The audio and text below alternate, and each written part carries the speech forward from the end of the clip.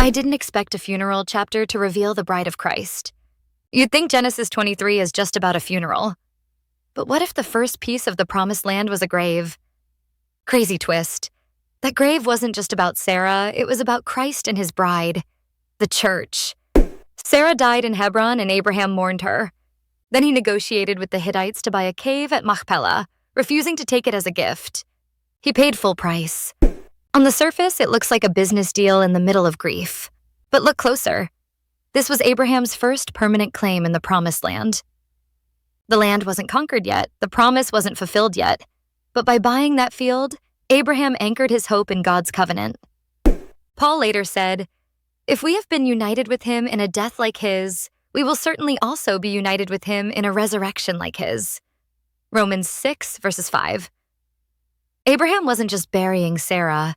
He was sowing a seed of resurrection that pointed to Christ and the church. That cave at Machpelah became the family tomb. Abraham was buried there, Isaac and Rebekah, Jacob and Leah. It turned into the anchor point of promise. For the bride of Christ, the church, this points straight to our identity. We are a people anchored in a grave that could not hold Jesus. Just as Machpelah testified to future inheritance, the empty tomb testifies to our eternal inheritance. The church is not built on shifting ground, but on the rock of resurrection.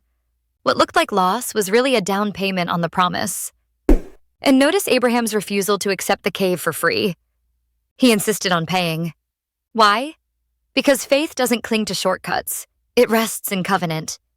That points to Christ, who bought us with a price.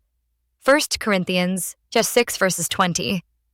The church is the bride that was purchased, not borrowed.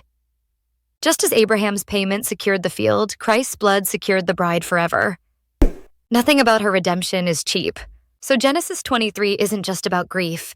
It's about glory hidden in a grave. The bride of Christ, the church, was foreshadowed in that cave. A people bought with a price, anchored in resurrection hope, waiting for the full inheritance.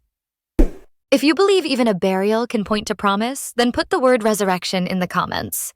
Because in Christ's church, graves aren't the end. They're the doorway into forever.